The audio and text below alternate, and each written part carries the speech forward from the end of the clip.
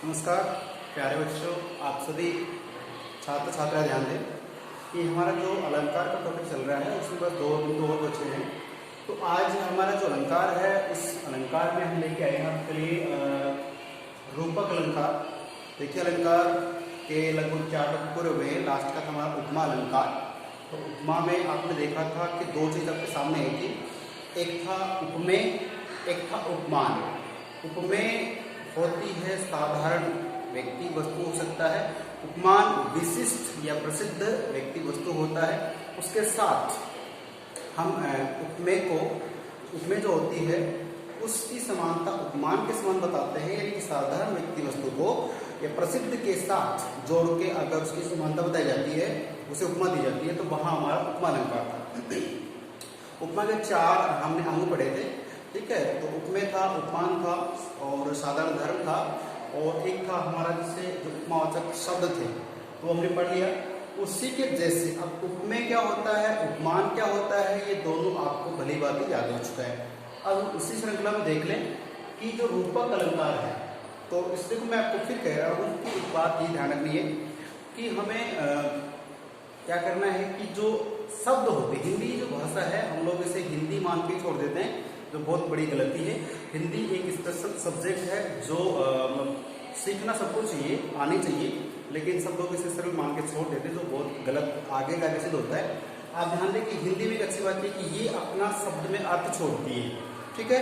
लगभग 99% आपको शब्द में अर्थ मिल जाता है, तो हमें अन्यतर भटकने की आवश्यकता नहीं है। तो देखिए, रूपक का मतलब क्या होता है। रूपक इसका मतलब ये है कि रूप धर लिया जाता है या आरोप मान लिया जाता है, उसे हम रूपक कहेंगे। सिंपली बात है। उपमा में क्या था कि उपमा दी जाएगी, रूपक में क्या होगा कि उसके जैसा रूप मान लेंगे, ठीक है। तो प्यारे बच्चों, ध्यान दिए यहाँ पे ये जो रूपक अलंकार है इसमें क्या होगा, 2 चीजें होती हैं, एक होता उपमेय, एक होता उपमान। उपमेय क्या होता है, साधारण वस्तु या व्यक्ति हो सकता है, और उपमान विशिष्ट, ठीक है। बात करें प्रस्तुत, अप्रस्तुत की ले सकते हैं। प्रस्तुत जो हमारे सामने प्रस्तुत क्या हो जाता है, उपमेय हो जाता है, अप्रस्तुत उपमान हो जाता है। ध्यान रखना है। देखिए, उपमेय में किसमें, उपमेय के अंदर उपमान का अभेद्य, यहाँ पे एक अच्छी टॉपिक आपके लिए ध्यान से सुनना हमारे को, ये क्या है, अभेद्य। अभेद का मतलब होता है जिसके अंदर कोई भेद ना रहे। जैसे देखिए, भेद यानी कोई अंतर ना रहे। आप 2 चीजें ले, दोनों को ऐसे मिला दें और फिर किस सामने थर्ड पर्सन के सामने रखें उसे, तो वो अंतर नहीं कर पाए, उससे कहते हैं अभेद, उसमें कोई अंतर नहीं है। तो कहने का यही है, देखिए, उपमेय और उपमान इन दोनों को ऐसे मिला दिया जाए कि दोनों में अंतर ही नजर नहीं आए। क्योंकि आप जानते हैं कि जो उपमान होता है वो विशिष्ट होता है। जैसे मैं कहूँ चंद्रमुखी चांद के जैसा हो, तो उसमें क्या हो जाता है कि उपमा जा रहा है, ठीक है। उपमान चंद्रमा हो गया, उपमेय मुख हो गया है। लेकिन यहाँ सोचने और समझने की बात यह है कि उपमेय और उपमान दोनों को एक दूसरे पे ऐसे आरोपित कर देंगे या उसमें मिला दिया जाता है कि अंतर करना मुश्किल है। तो अभेद रूप से आरोप होने पर, मतलब उपमेय के ऊपर या उपमेय पर उपमान का अभेद रूप से आरोप होने पर, अर्थात एक वस्तु को दूसरी वस्तु बना दिए जाने पर, एक वस्तु है उसी को दूसरी वस्तु बना दिए जाने पर, आप जानते हो दोनों का हम मिश्रण कर देंगे तो दोनों का रूप अस्तित्व है एक ही दिखेगा, उसे हम कहेंगे फिर रूपक अलंकार। तो यहाँ पे देखेंगे, समझने की बात यह है कि देखिए, जो हमारे सामने है कि एक वस्तु को दूसरी वस्तु बना दिए जाने पर रूपक अलंकार माना जाता है। जैसे या देखिए, परिभाषा आपके समाप्त हो चुकी है, समझ आ चुकी है, बिल्कुल सिंपल सी बात है। रूपक अलंकार में क्या होगा कि रूप धर लिया जाएगा। वस्तु तो कुछ और होती है, लेकिन उस पर दूसरे का आरोप कर देते हैं और ऐसे सबूत, ऐसे कारण बताते हैं कि हाँ ऐसा ही है, तो वहां पे रूपक अलंकार हो जाता है। ध्यान रखना है।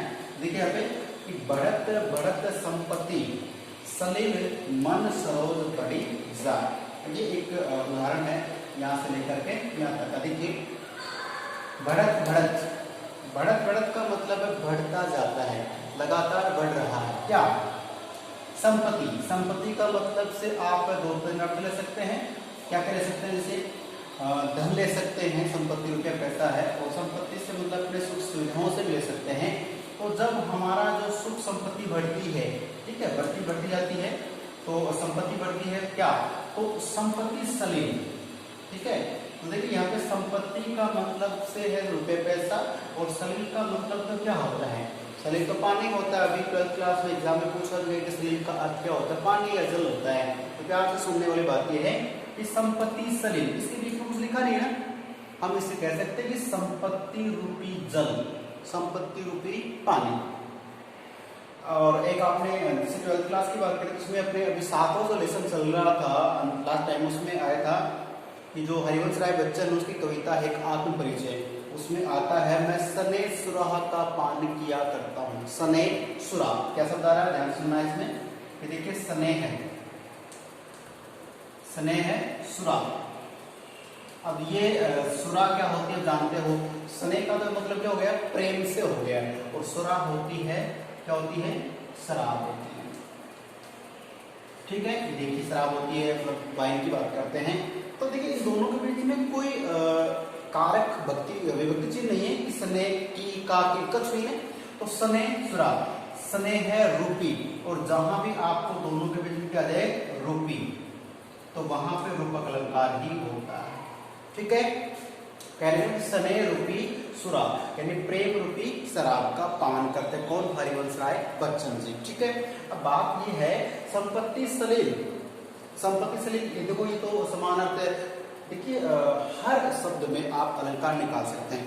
अब कुछ बच्चे सोच रहे हैं इसमें तो बढ़त आ गया, अगर ये कोमा लगा देते हैं तो यहाँ पे जानते कि बै और बै अनुप्रास हो गया, और दोनों का समान तो अनुप्रास है, ये पुनरुक्ति प्रकाश भी हो सकता है, क्यों, क्योंकि दोनों का समान हो तो पुनरुक्ति प्रकाश हो जाता है।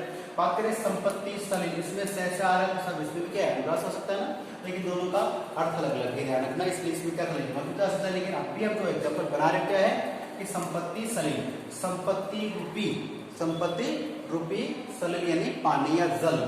तो ये बात कही जा रही है कि मन सरोज बढ़ी जाए, इस पूरे शब्द का आप अर्थ देखिए रखेगा कि बढ़ता जाता है क्या, संपत्ति सलील, संपत्ति रूपी जल बढ़ता है, तो क्या होता है कि जो मन है, आपको मन, यहाँ पे मन हो गया, यहाँ पे सरोज, सरोज का मतलब किसी महिला का नाम नहीं है, सरोज कहते हैं कमल के फूल को, ठीक है। सरोज बढ़ी जाए, बढ़ी यानी बढ़ता है, जाए नहीं जाता है। तो कहने का मतलब है जैसे जैसे हमारी जिंदगी में हमारे पास रुपया पैसा धन संपदा जो हमारी संपत्ति होती है, वो जितनी हमारे पास आती है, जितनी बढ़ती है, जितनी संपत्ति बढ़ती जाती है, तो देखिए उससे हमारा जो मन है वो प्रफुल्लित रहता है। और आप जानते हैं एक सीधी सी बात है कि आज के समय में जिसके पास पैसा है उसका दिमाग अपने आप चलता है। अब ये बात स्टूडेंट्स पे लागू नहीं होनी चाहिए कि साहब हमारे पास पैसा है तो दिमाग चलेगा एग्जाम में, नहीं। मतलब एक जो उम्र होती है जिसमें हमें कमाना होता है, कुछ जिम्मेदारियों को निभाना होता है, उस समय इंसान की सभी आवश्यकता को पूरा करने के लिए पैसा चाहिए, रुपये पैसा चाहिए। तो जितना अधिक पैसा आता है, आपको बिजनेस शुरू कर रहे हैं, शुरू में आपके पास बहुत कम पैसे हैं, लेकिन उस पैसे से आपने शुरू किया इन्वेस्टमेंट, उसके बाद आपके पास धीरे धीरे पैसा आता रहता है कंपनी से या आपकी मेहनत से। तो जितना पैसा आएगा आपका मन प्रफुल्लित रहेगा, खुश रहेंगे, और खुश रहेंगे तो आपका दिमाग आगे से आगे काम करेगा कि हाँ मुझे अब इस सेक्टर में जाना है, इस सेक्टर में नई फैक्ट्री कंपनी कुछ भी लगानी है।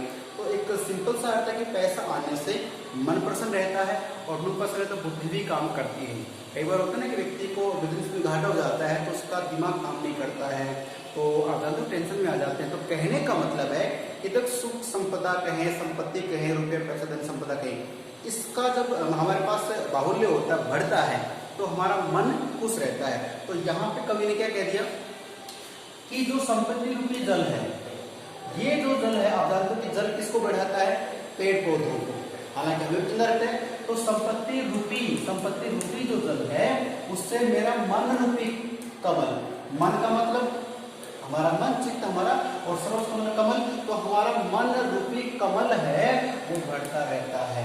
तो सीधा सा अर्थ है कि संपत्ति रूपी जल से, संपत्ति रूपी जल अगर हमारे को मिलता रहता है तो हमारा मन रूपी जो कमल है, तो आप कहते हैं कि कमल की तरह, कमल की सी पंखुड़ियां खिल गई हैं, कमल की तरह खिल गए हो, तो कमल का जो पुष्प होता है बड़ा सुंदर लगता है खिलने के बाद में, ठीक है ना। तो बात करते हैं कि संपत्ति रूपी जो जल है वो हमारे को मिलेगा, तो हमारा मन रूपी जो स्रोत है, मन रूपी जो कमल का फूल है वो खिलता जाएगा, बढ़ता जाएगा। तो सीधा सही से अर्थ दे रखा था।